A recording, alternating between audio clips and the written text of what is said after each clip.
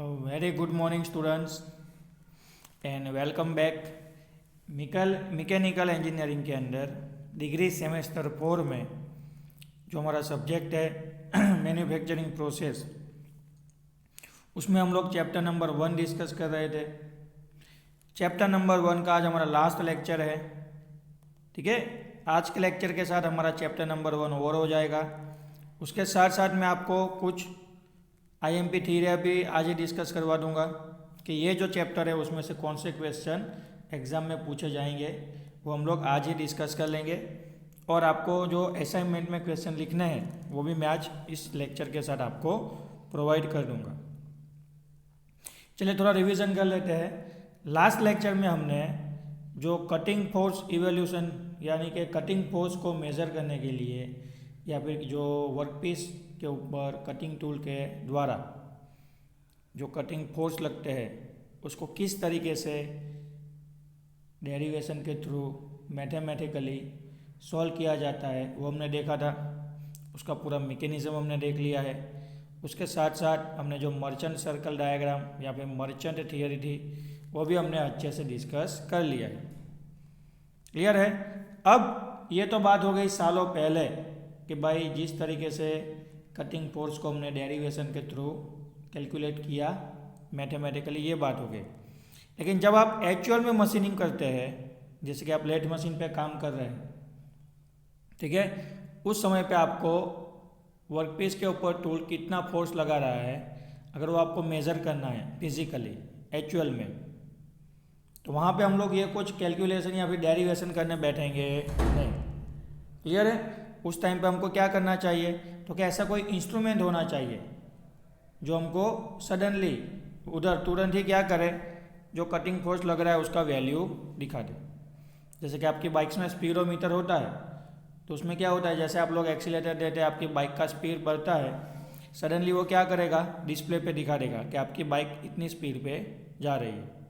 बस तो हमको ऐसा ही क्विक रिस्पॉन्स करने वाला मैकेनिज्म चाहिए, जिससे पता चल जाएगा कि मैं जो लेथ मशीन पे कटिंग या फिर मशीनिंग ऑपरेशन कर रहा हूँ उस दौरान मैं टूल को अगर फीड दे रहा हूँ, डेप्थ ऑफ कट दे रहा हूँ और कोई कटिंग ऑपरेशन कंडक्ट हो रहा है, तो उस टाइम पे कटिंग फोर्स की मदद से या फिर टूल की मदद से वर्कपीस के ऊपर इतनी वैल्यू वाला कटिंग फोर्स लग रहा है। ठीक है, तो ऐसा जो डायरेक्ट डिस्प्ले डिवाइस है उसके बारे में हम लोग डिस्कस करेंगे। ओके, तो आज का हमारा टॉपिक भी वही है, हमारा measurement of tool force using dynamometer. ये जो कटिंग फोर्स लग रहा है उसको मेज़र करने के लिए जो डिवाइस हम लोग यूज़ करने वाले हैं उस डिवाइस का नाम है डायनेमोमीटर। अब ये डायनेमोमीटर क्या करेगा, तो इसको हमको क्या करना है, कटिंग टूल और वर्कपीस की जो असेंबली है उसके साथ उसको एंगेज करना है और सीधा वो क्या करेगा, अपना जो भी डायल गेज होगा, अपना जो भी डिस्प्ले यूनिट होगा, वहाँ पे हमको कटिंग फोर्स का वैल्यू सीधा ही डिस्प्ले कर देगा। पहले थोड़ा डिस्क्रिप्शन पर लेते हैं, फिर उसका सेटअप देखेंगे। It has been emphasise about that force F यानी टेंसाइल फोर्स एंड एफ यानी compressive force can be measure. ठीक है, ये जरूरी है कि भाई टूल की मदद से जो भी टेंसाइल या फिर कंप्रेसिव फोर्स लगते हैं वो मेज़र करना ज़रूरी है। They are chosen because they are at the right angle and can be easily resolve using a triangle of the forces to find the resultant force are which is in fact the only real force acting. हमने जो triangle देखा था circle के अंदर, ठीक है, तो उसके अंदर एफ और एफ को हम लोग इजीली रिसॉल्व कर सकते हैं क्योंकि दोनों एक दूसरे के 90 डिग्री पे राइट एंगल पे लगते हैं। अब इन दोनों का जो कम्युलेटिव फोर्स होता है, इक्विवेलेंट फोर्स, जिसको हम लोग कहते हैं रिजल्टेंट फोर्स, तो हमको क्या करना है, फाइंड करना है, क्योंकि बहुत सारे फोर्स लग रहे होंगे ड्यूरिंग द कटिंग, लेकिन सबका हमको क्या करना है, रिजल्टेंट फोर्स मेजर करना है। तो उसके लिए हम लोग क्या करेंगे, तो टूल डायनेमोमीटर, ठीक है, क्या यूज़ करेंगे, टूल फोर्स डायनेमोमीटर यूज़ करेंगे, जो सीधा हमको क्या करेगा, टेंसाइल कंप्रेसिव दोनों को मिला के उसका जो भी रिजल्टेंट फोर्स होगा वो सीधा क्या कर देगा, डिस्प्ले कर देगा। Okay, many forms of dynamometer are available, अलग अलग तरीके के डायनोमीटर अवेलेबल है। All working on the same basic principle, लेकिन उसका जो काम करने का तरीका वो सेम है। ठीक है, वो क्या करेंगे तो कि जो भी कटिंग फोर्स है उसको मेजर करके उसका वैल्यू दिखाएंगे। The force applied on the tool and the tool was deflected and if it is deflection are measure they can be related to the force. क्या कह रहे हैं कि जब भी आप टूल के द्वारा वर्कपीस के ऊपर फोर्स लगाएंगे तो टूल का डिफ्लेक्शन होगा। अगर उस डिफ्लेक्शन को हम लोग मेज़र करेंगे तो वो जो डिफ्लेक्शन है वो directly proportional to the force होगा। The difference in dynamometer are largely in the methods of measuring thus deflection. जितना भी डिफरेंस क्रिएट होगा डायनोमीटर के अंदर वो सीधा किसके साथ प्रोपोर्शनली होगा, डिफ्लेक्शन के। मतलब जितना डिफ्लेक्शन उतना कटिंग फोर्स। ओके, हमको फिगर दिखाया गया है, एक डायग्राम दिखाया गया है जिसके अंदर हमको पूरा टूल डायनोमीटर किस तरीके से हमको वर्कपीस के साथ टूल वाली असेंबली के साथ एंगेज करना है और किस तरीके से वो हमको क्या करेगा, रीडिंग प्रोवाइड करेगा, वो सारी चीज़ें हमको दिखाई गई है। चलिए आपको दिखा देते हैं किस तरीके से सेटअप है। ओके, चलिए ध्यान दीजिएगा। सबसे पहला ये है हमारा टूल। ओके, टूल को हम लोग कहाँ पे माउंट करते हैं, तो कि टूल को हम लोग माउंट करते हैं टूल पोस्ट के ऊपर। तो ये हो गया हमारा टूल पोस्ट। अब यहाँ तक का हमारा टूल पोस्ट है। टूल पोस्ट के साथ ये हम लोग क्या करेंगे तो कि ये जो मैंने आपको लास्ट में ये जो मैं दिखा रहा हूँ वो हमारा क्या है, cutting tool force dynamometer. Okay, dynamometer भी आप बोल सकते हो उसको। तो ये जो डायनेमोमीटर है उसको हमने क्या किया है तो कि नट बोल की मदद से टूल पोस्ट के साथ एंगेज किया है। ओके, तो अगर आप यहाँ से डिवाइड करोगे तो लेफ्ट वाला जो पोर्शन है वो पूरा टूल असेंबली है और राइट साइड का जो पोर्शन है उसको हम लोग बोलेंगे डायनेमोमीटर। अब डायनेमोमीटर में कौन सी चीज़ें होंगी, तो डायनेमोमीटर में होगा डायल गेज। ठीक है, पहला डायल गेज और दूसरा ये डायल गेज। दो डायल गेज होंगे टूल डायनेमोमीटर के अंदर। ऊपर वाला जो डायल गेज है वो हमको डिफ्लेक्शन डिस्प्ले करेगा और वो जो डिफ्लेक्शन है वो रिप्रेजेंट करेगा टेंसाइल फोर्स को। तो यहाँ पे आपको ये वाले जो डायल गेज है उसके अंदर आपको जो भी टेंसाइल फोर्स लगेगा उसकी वैल्यू देखने को मिलेगी। बिल्कुल उसी तरह यहाँ पे दूसरा जो डायल गेज है वो टेंसाइल फोर्स और कंप्रेसिव फोर्स का जो रिजल्टेंट है, यानी दोनों का जो इक्विवेलेंट है, दोनों का जो एवरेज निकलेगा या फिर आप बोल सकते हो उसका कम्युलेटिव फोर्स आपको यहाँ पे डिस्प्ले करेगा। ओके, पूरा असेंबली है।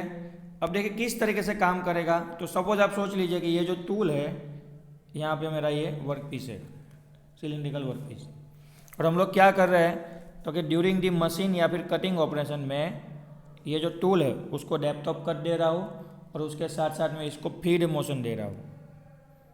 ओके, अब जैसे ही टूल के मदद से हम लोग वर्कपीस के ऊपर फोर्स लगाएंगे तो उस समय पे दो तरह के फोर्स डेवलप होंगे।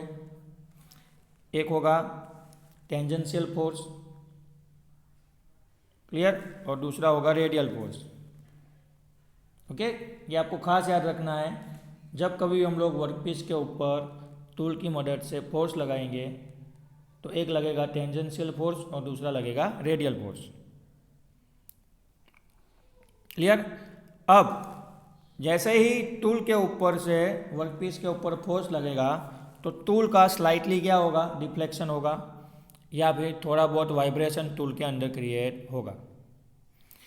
वो जो सीधा डिफ्लेक्शन या वाइब्रेशन है वो ये असेंबली के थ्रू सीधा कहाँ जाएगा, ये वाले पोर्शन में जिसको हम लोग बोलते हैं डायनेमोमीटर। ठीक है, ऊपर है दूसरा डायल गेज, मतलब जो भी वाइब्रेशन होगा वो सीधा आपको डायल गेज के ऊपर देखने को मिलेगा, डिफ्लेक्शन। ओके, तो ऐसा बोल सकते हैं आप लोग कि यहाँ पे जो टूल डिफ्लेक्ट होगा वो डायरेक्टली प्रोपोर्शनल इसके साथ होगा, मतलब ये जितना डिफ्लेक्ट होगा उतना ही ये पोर्शन भी डिफ्लेक्ट होगा। अब जैसे ये डिफ्लेक्ट होगा उसके कांटेक्ट में हमने क्या रखे हैं, डायल गेज के स्पिंडल रखे। ओके, तो जो टेंजेंशियल फोर्स है वो डिफ्लेक्शन के थ्रू यहाँ देखने को मिलेगा, और जो रेडियल फोर्स है वो डिफ्लेक्शन के थ्रू इस डिस्प्ले के अंदर देखने को मिलेगा।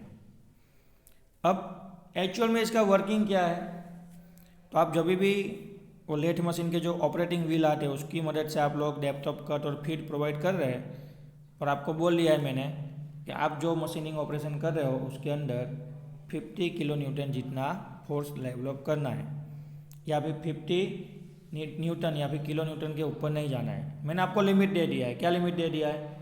50 न्यूटन जितना ही फोर्स लगना चाहिए। 50 से ऊपर जाओगे तो वर्कपीस की सरफेस या फिर डैमेज होने के चांसेस है। तो अभी आप क्या करोगे, तो कि कटिंग फोर्स डेवलप करोगे, डेप्थ ऑफ कट और फीड प्रोवाइड करोगे, और आपकी नज़र कहाँ पे होगी? एक ये डायल पे होगी, ये डायल पे होगी। आपको ध्यान क्या रखना है, डायल जो इंडिकेट कर रहा है वो 50 से कम होना चाहिए। जैसे ही डायल के अंदर इंडिकेशन डिस्प्ले या फिर जो फोर्स की वैल्यू है वो 50 के पास आ जाएगी, और 50 से अगर ऊपर चली जाएगी तो सडनली आप क्या करोगे, डेप्थ ऑफ कट और फीड है उसको थोड़ा रिवर्स कर दोगे, पीछे की ओर ले जाओगे, कम कर दोगे, तो अगेन वो क्या हो जाएगा, cutting force with in limit के अंदर वापस डेवलप होने लगेगा। ओके, तो इन शॉर्ट आपको पता चलेगा कि आप कितना कटिंग फोर्स लगा रहे हैं। इससे आपको क्या हो जाएगा, तो कि इससे आपको हेल्प मिलेगी कि मुझे जो भी कटिंग फोर्स लगाना है, मुझे जो भी मशीनिंग फोर्स लगाना है, या फिर जो भी टूल की मदद से वर्कपीस के ऊपर जो भी फोर्स लगेंगे वो लिमिट में लग रहे हैं कि नहीं।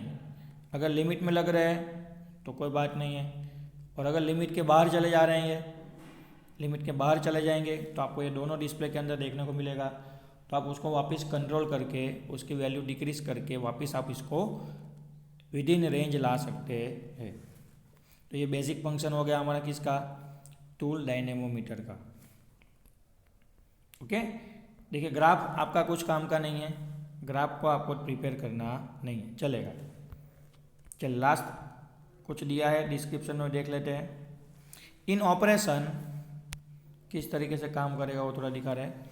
इन operation the tool should project a fixed amount so that it's point is in position of the ball centre. Its deflection are noted during the cutting, and by referring this deflection back to the calibration chart, force involved can be determined. आपको setup कैसे करना है, जैसे मैंने बताया वही बात कर रहे हैं यहाँ पे। With the above discussion, this book is designed to enhance machine tool knowledge. In the next chapter, different machine tools are described such as lathe, drill, milling, shaper, planer, slaughter and grinder. ठीक है, थोड़ा description दे दिया कि इस chapter में इतना ही था। Next chapter में हम लोग दूसरे जो बेसिक मशीन टूल्स है, जैसे कि लेथ मशीन है, ड्रिलिंग मशीन है, मिलिंग मशीन है, शेपर मशीन है, स्लॉटर मशीन है, ग्राइंडर मशीन है, उसके ऊपर हम लोग इसी बुक के अंदर अलग अलग चैप्टर के थ्रू इसका डिस्कशन करेंगे। ओके, तो यहाँ पे हमारा चैप्टर नंबर 1 ओवर हो चुका है। बात कर लेंगे थोड़े आईएमपी क्वेश्चन की। तो आप क्या कीजिएगा, मैं यहाँ पे आपको कुछ आईएमपी क्वेश्चन है वो टिक करवा देता हूँ। आपको क्या करना है, उसको वीडियो को स्टॉप करके लिख लेना है, और असाइनमेंट के अंदर घर बैठे बैठे इसको क्या कर लेना है, प्रिपेयर कर लेना है। क्लियर? 4 मैक्सिमम 5 क्वेश्चन निकालेंगे हम लोग। सबसे पहला क्वेश्चन ये है, what is machine tool, give broad classification. पक्का ये क्वेश्चन जीटीयू में आएगा, बहुत ही आईएमपी क्वेश्चन है। लिख लीजिए आप, what is machine tool and give broad classification. आपको मशीन टूल का डेफिनेशन लिखना है, और दूसरा क्या करना है, तो कि जितना भी उसका क्लासिफिकेशन दिया गया है वो आपको उसके साथ में ही लिख लेना है। ओके, चलिए नेक्स्ट देखते हैं तीसरा क्वेश्चन, और सीरीज के बाद हमारा दूसरा क्वेश्चन।